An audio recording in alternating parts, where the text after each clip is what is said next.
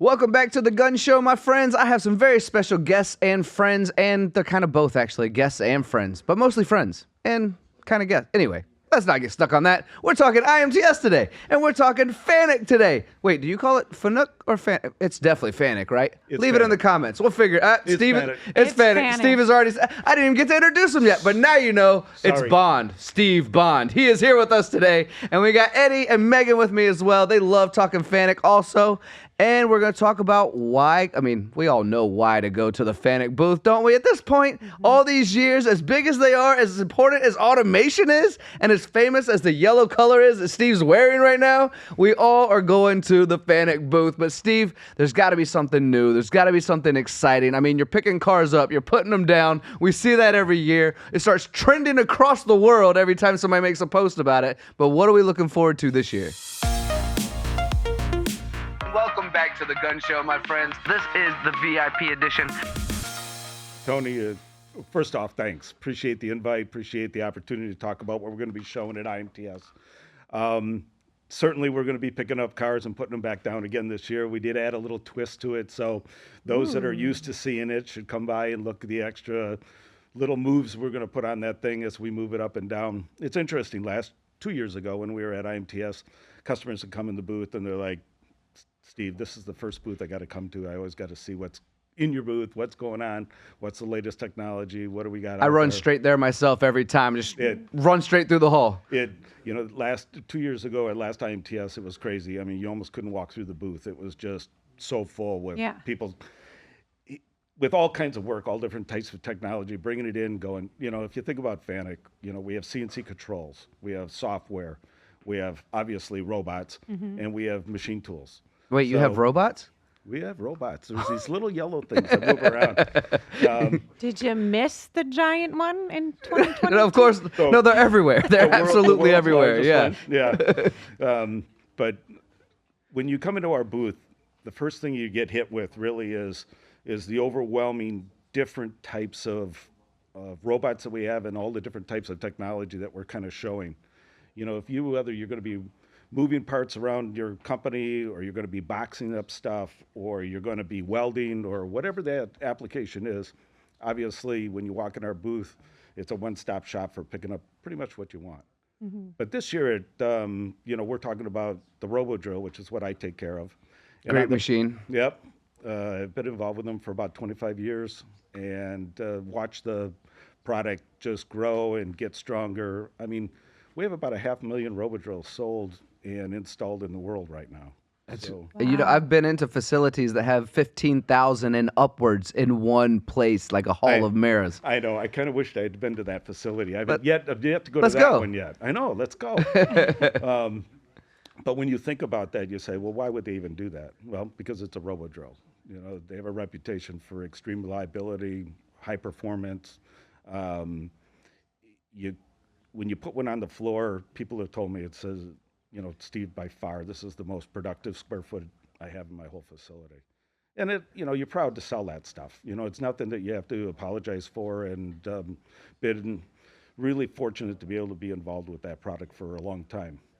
So, there's a saying that says if it fits in a RoboDrill, you cut it in a RoboDrill. That's how it is.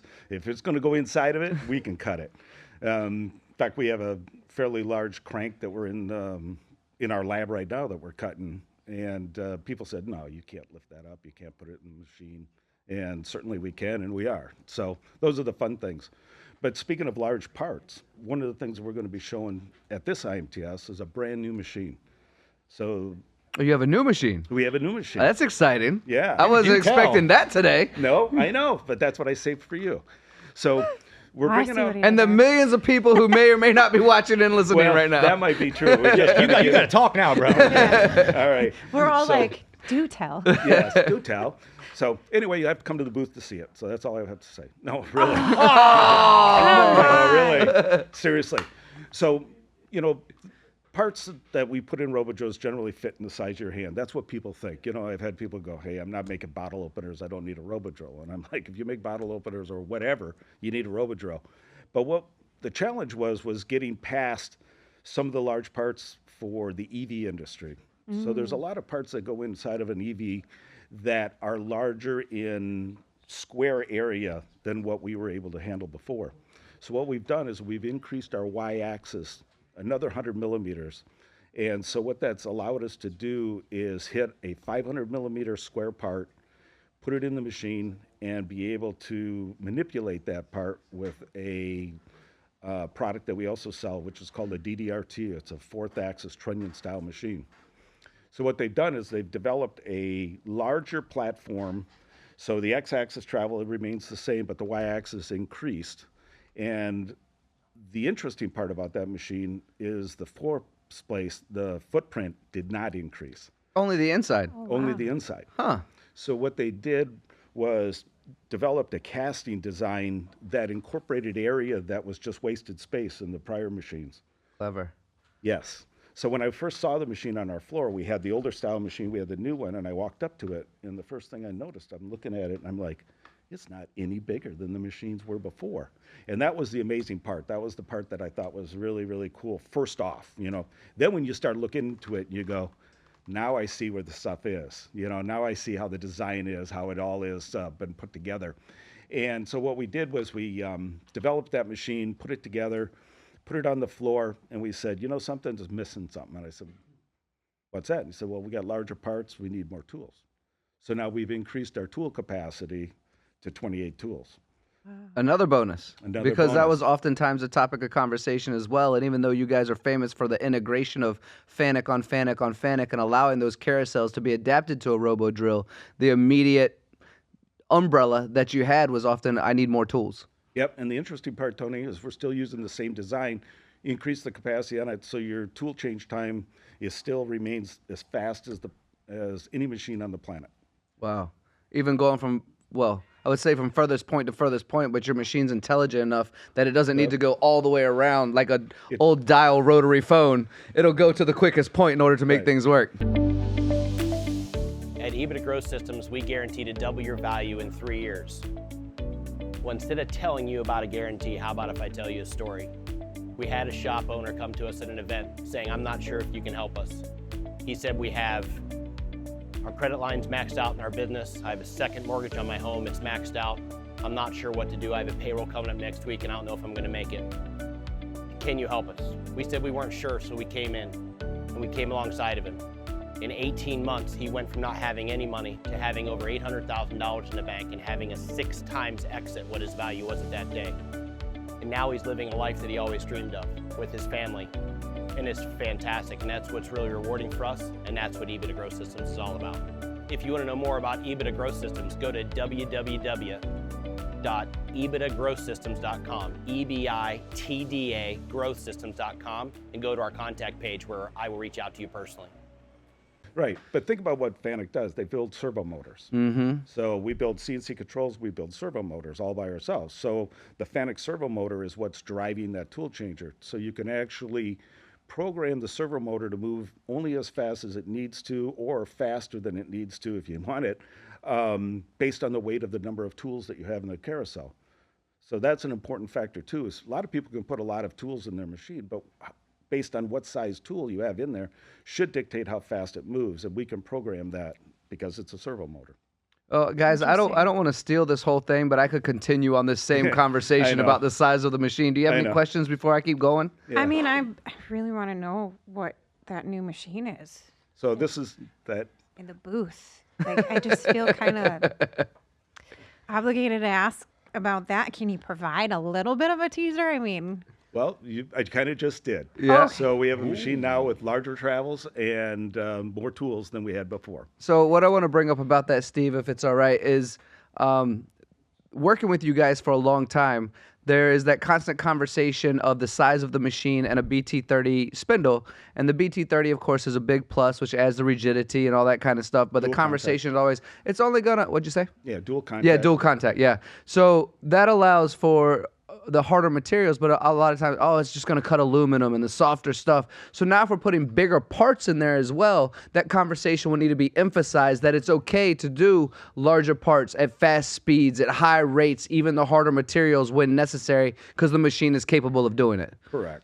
One of the other demos that we'll actually have at the show kind of leads into that, where you're going with this, Tony, is being able to cut materials that are harder People always think of a 30 taper machine cutting aluminum, and they're like, well, I don't cut aluminum. I cut steel, or I cut cobalt chrome, or I cut titanium. And I can't even tell you the number of machines that we have out in the field that are cutting all of those. The medical guys have all adapted to 30 taper. The aerospace guys have adapted to the 30 taper.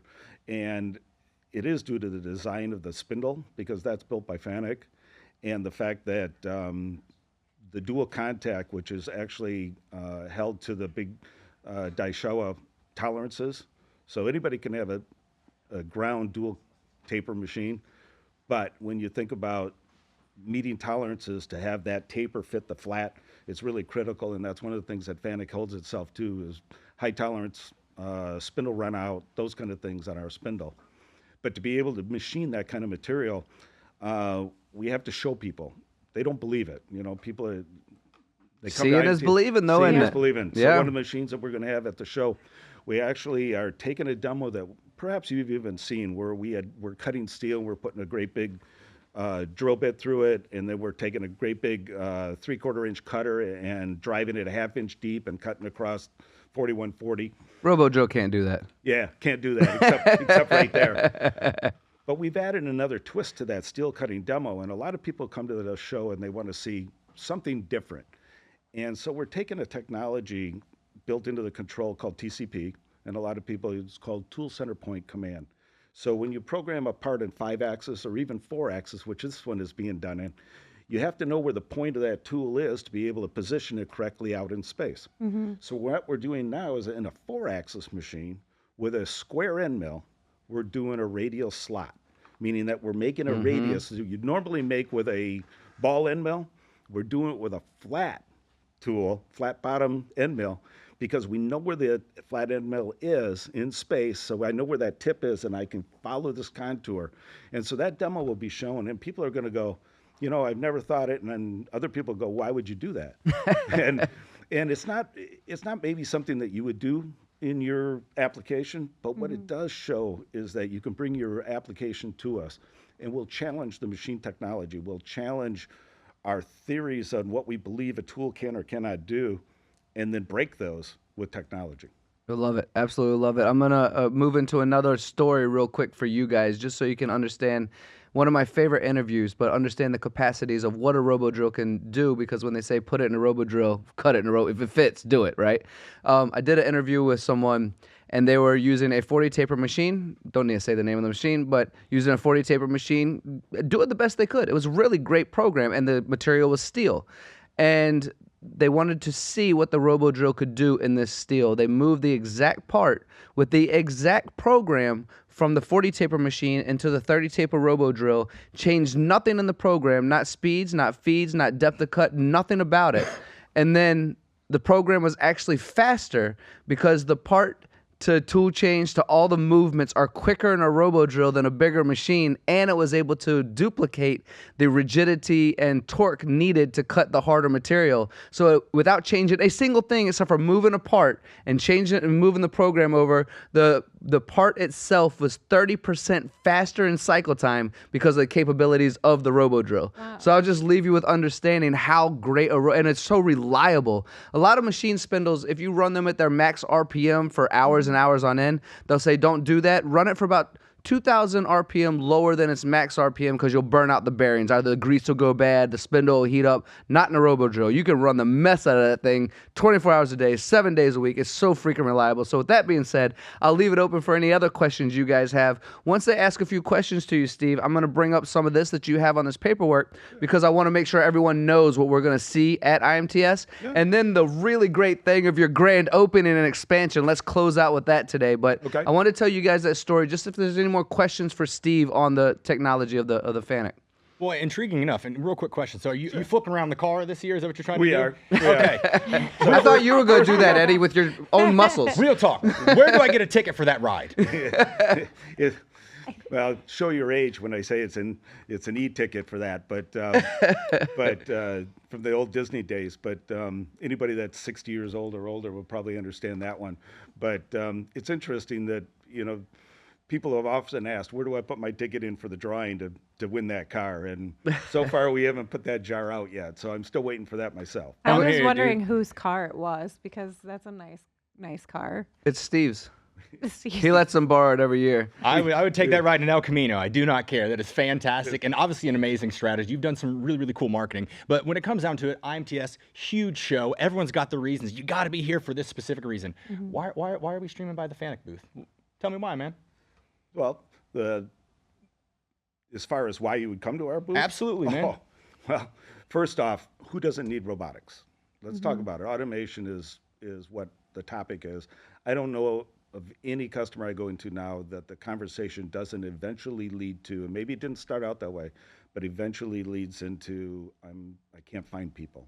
I can't find reliable workers, or I've got dangerous situation where I had an employee get hurt and now I need to find another way to get around it. And, that's where robots were first implemented. They would go into really dangerous, dirty spots. But now people understand that their time is valuable. And if I could do two things at once, people always said, hey, if I could just, clone myself. Well, technically with a robot, you almost are. So I'm cloning myself, I set it up, I let it run, I go do something else. I go do the things that I'm not set up for automation, paperwork. I got to call customers. I got to, deliver parts. I got to do all those things. And you can do all those things with a robot mounted to a machine tool. And think about it, we build the machines, we build the robots, we build the interface, we build everything in the machines and everything in the robots, and we have robots that build robots and robots that build machines. So when you put it all together, we put together a package that it's really hard to beat when you want to be able to get more spindle utilization. And that's what it really is about. It's how many more parts can I get out today? How many more parts can I get out next month? And if your spindle stops, you can't make any more parts. And if you can't make any more parts, you can't ship. And so what we do is we build in a higher level of profitability for companies so they can grow and they can hire and they can get bigger and do more things and compete with the world by putting in just one robot and then starting from there. So, to be honest with you, I didn't realize that you guys were making machines. I thought, like, when I first saw Fanuc, I thought it was just robots that you were working with. And then I spoke with one of your senior engineers. Her name is Stacy, and she's a fantastic individual. And she's a younger engineer, and she did something at Automate with one of the demo cells. And I was really impressed. And one of the things that she was talking about is the variety of your portfolio. And it's just really impressive because it's not just one area of manufacturing that you're focusing on. Like, it's from start to finish, literally. And, one of the buzzwords that's going around now is artificial intelligence and smart manufacturing. So can you kind of touch on some of that and how people who visit your booth can see all of that put together in terms of like what you're doing on the machining side of things and then the automation side of things? Like, how are you incorporating AI into all of that? Hi everybody, Amy Teal, CEO and co-founder of Shop Floor Coffee, proudly a women-owned business that's supporting the manufacturing community. Mike Franz, CIO, co-founder of Shop Floor Coffee. Thanks everybody for tuning in to check us out. Amy, tell us a little bit about Shop Floor Coffee. So we're here to give back to the manufacturing community through purchases of coffee. So every purchase you make, we donate a portion of those proceeds back to help workforce development initiatives.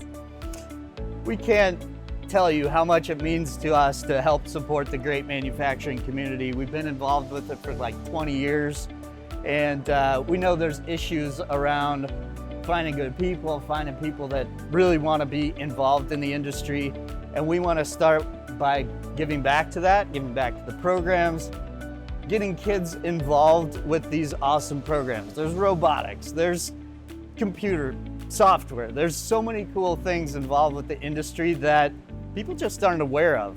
We want to help raise that awareness by giving back in a little way that we can. And really, we came up with the idea of Shop Floor Coffee because there are two complaints on a shop floor. It's the coffee and the toilet paper. We can't do anything about the toilet paper, but we can help you get better tasting coffee on your shop floor while helping the community. So shopfloorcoffee.com. Come visit us and support the community. It's interesting. You bring up AI, everybody does Yeah. today. But AI has actually been used inside of Fanuc for a long time. We use it when we're developing our own robots, and we have to make a robot move from this position to that position in a better way. And long time ago, and I mean like 20 years ago, we started developing AI technology that would teach a robot that when we told it to move from here to here, and it decided there's a better way to do it, and each time it did it a little bit faster and did a little bit faster. So we never really called it the AI. We didn't use the buzz term, but the technology was actually starting to be developed. And got to remember what Fanuc is. Fanuc is, we're by far an engineering company. You know, we sell product. There's no doubt about that. But we're an engineering company. We have labs. We have engineers that just, for all practical purposes, take all the knowledge around the world. Because you got to remember, Fanuc has selling facilities everywhere around the world. So we take all that requests, all the things that people are being challenged by, and we keep feeding it in, and then we outfeed product to be able to handle it, whether it's our own product or we put a CNC control on somebody else's machine tools. And so I know Mitsui was in here just a little bit ago, and you know, when you think about what they're going to put on their machine, where do they go to? They go to Fanuc for their controls, their drives, their software, and then they develop their own software that makes it even better for their application. But when you come to Fanuc and you say, okay, what is AI? What are you doing? The other part of it is taking all of that behind the scenes stuff and making it usable. Because there's a lot of this stuff, you know, people get afraid of it or they don't want it or whatever. And I think what Fanuc does probably best is take that technology and bring it to the people and allow them to use it. And the CRX robot is an example of that. For example, that machine is a cobot, and you know what a cobots are. So I'm collaborative, I'm working with you, I'm working side by side with you. And, you know, cobots came out and they were very simple. They were very non-industrial. So what Fanuc did is they took all their technology of their yellow robots, we call them. So we have the yellow robots and we have the white and green robots. Which tricked me in the beginning, by the way. I was like, what is this? Yeah. So we moved to the white and green robots into the collaborative side, and there was actually a middle one. There was a collaborative, and it was just green.